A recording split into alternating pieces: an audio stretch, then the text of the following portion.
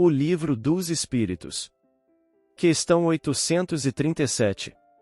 837. Que é o que resulta dos embaraços que se oponham à liberdade de consciência? Constranger os homens a procederem em desacordo com o seu modo de pensar, fazê-los hipócritas.